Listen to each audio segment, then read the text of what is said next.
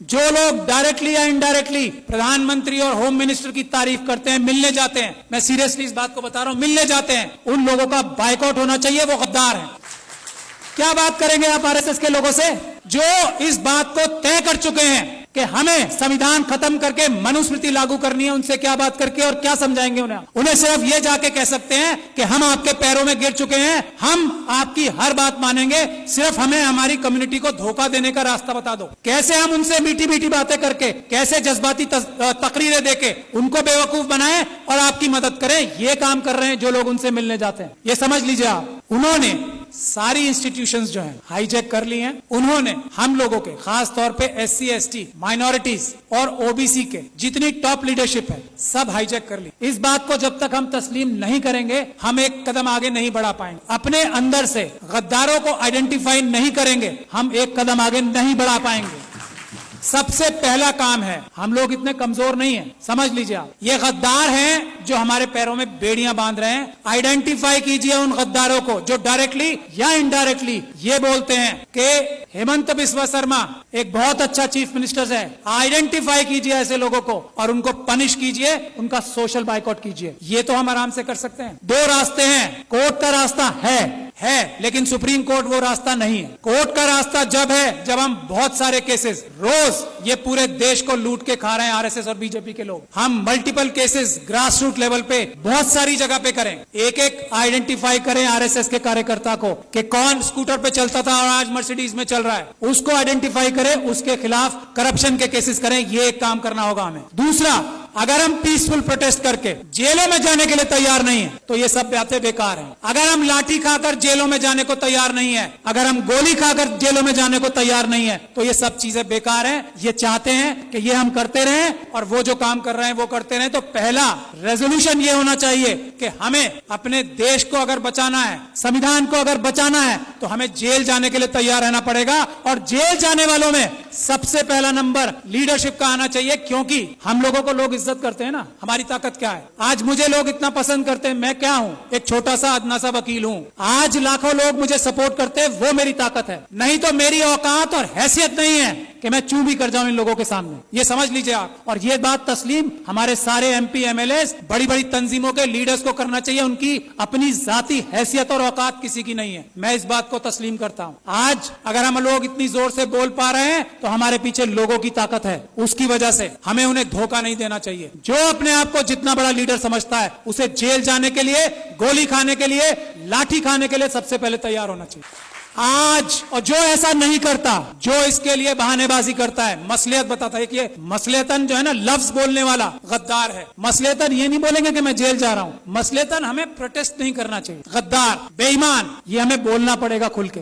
एक बात। दूसरी बात, ये हमारा सबसे पहला इशू आर्टिकल 1 होना चाहिए कॉन्स्टिट्यूशन का। आर्टिकल 1 क्या है? भारत की जो सीमाएं है ना उसको अक्षुण्ण रखना। चाइना 2000 किलोमीटर हमारी जगह खा गया है। हम किसी और मुद्दे पे बात नहीं करेंगे, दो मुद्दे हमारे शुरुआत के होने चाहिए। और हमें होम मिनिस्टर का, हमें प्राइम मिनिस्टर का घेराव इस बात पे करना चाहिए कि चाइना से हमारे देश की सेना अपनी जमीन वापस लेने के लिए बेकरार है।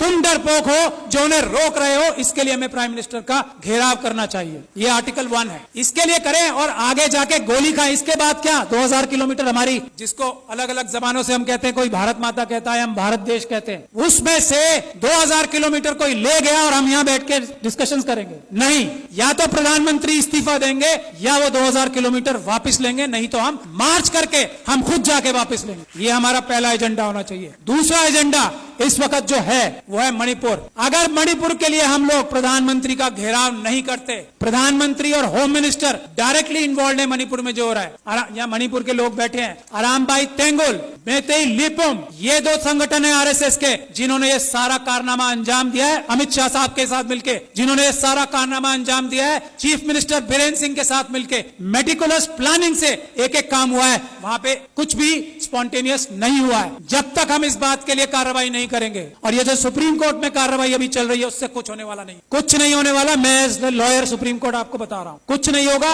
बात 1-2 महीने में आई गई हो जाएगी। उन लोगों के साथ वहां ज्यादती होगी। आरएसएस और बीजेपी पाकिस्तान और चाइना के साथ मिलकर नॉर्थ ईस्ट और सारे बॉर्डर लाइन एरियाज को कमजोर कर रही है। ये हमारी जिम्मेदारी है। आर्टिकल 1 नंबर 1 बचाना सबसे पहले। मणिपुर के लिए हमें जाना चाहिए डेलीगेशन बना के, और सच्चाई सामने लानी चाहिए कि आरएसएस ने, अमित शाह साहब ने और चीफ मिनिस्टर ऑफ मणिपुर ने ये प्लानिंग करके अपने कार्डर्स से कराया है। कोई मैती समाज ने नहीं किया है, उनके कार्डर्स ने किया है। गुड़गांव में और नूह में उनके कार्डर्स ने सब किया है। गुजरात में उनके कार्डर्स ने सब कुछ किया है। और दिल्ली के दंगों में हमने ये एस्टैब्लिश कर दिया है कि आम आदमियों ने कुछ नहीं किया, उनके कार्डर्स और उनके भ्रष्ट पुलिस अधिकारियों ने ये सब काम किया है। यही हमें करना पड़ेगा। मणिपुर के लिए प्लान बनाइए कि हम लोग वहां जाएं और एक्सपोज करें कि मणिपुर में क्या हो रहा है, क्या हो रहा था और क्या हो रहा है अब। और उसमें अमित शाह साहब सबसे बड़े चाणक्य हैं। उनको अरेस्ट कराने के लिए जब तक हम कोई कार्रवाई नहीं कर पाते, मणिपुर का कुछ भला नहीं हो सकता। मैं ये बात दावे और गारंटी से कह रहा हूं।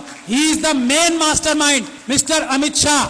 वो वहां जाके बैठे इसलिए थे कि उन्होंने ये सब प्लानिंग करनी थी कि सब कुछ ठीक चल रहा है या नहीं। वरना भारत के होम मिनिस्टर में इतनी ताकत होती है, चेयर में, चाहे कोई डफर भी बैठ जाए उस पे। अमित शाह साहब की बात नहीं कर रहा हूं, ये डफर वर्ड उनके लिए इस्तेमाल नहीं किया मैंने। अगर कोई डफर भी बैठ जाए, भारत के होम मिनिस्टर की चेयर में इतनी ताकत होती है कि सब शांति वहां पे एक दिन में हो जाए। लेकिन जो होम मिनिस्टर वहां अपनी प्लानिंग ही करने गया था, इंप्लीमेंटेशन देखने गया था गुजरात मॉडल की, वो उससे क्या उम्मीद करते हो? आज तक किसी आदमी ने यह बोला है कि Amit Shah is the main mastermind of Manipur? नहीं बोला। यही हमारी कमी। तो मेरी यही गुजारिश है, एक तो जेल जाने के लिए जो लोग तैयार हैं, गोली खाने के लिए जो लोग तैयार हैं, लाठी खाने के लिए जो लोग तैयार हैं, वही बोले कि मैं लीडर हूं, वरना वो गद्दार है। मेरा ये मानना है। बाकी अपनी अलग अलग राय सबकी हो सकती है। यही एक टेस्ट है। अच्छी से अच्छी बात कोई भी कर सकता है। एक से बढ़कर एक स्पीच देने वाले, एक से बढ़कर एक भाषण देने वाले हम लोगों में भी हैं और आरएसएस में भी हैं। जबान की वैल्यू आजकल 0 हो गई। सड़क पे आए, गोली खाएं, तब बताएं कि मैं लीडर हूं, वरना मैं गद्दार हूं। ये बात तय है। मैं गोली खाने के लिए तैयार हूं आज इसी वक्त से। और जब आप लोग दावत देंगे कि गोली खाने के लिए सबसे आगे मैं रहूंगा, मैं ये गारंटी दे रहा हूं अपनी तरफ से। और मैं ये उम्मीद करता हूं कि इस हॉल में बैठा हर एक इंसान जो अपने आप को लीडर कहना चाहता है, वो गोली खाने के लिए, इस वक्त देश बचाना है तो गोली खाने के लिए तैयार रहना पड़ेगा। अमित शाह साहब को मणिपुर के लिए अरेस्ट कराना जरूरी है। इसके लिए हमें कार्रवाई करनी पड़ेगी। मेरी जहां भी सर्विसेज आपको दरकार होंगी, मैं वॉलंटियर करता हूं अपने आप को। बहुत बहुत शुक्रिया। जय भीम, जय Bharat. Thank you very much, Shahad Ali.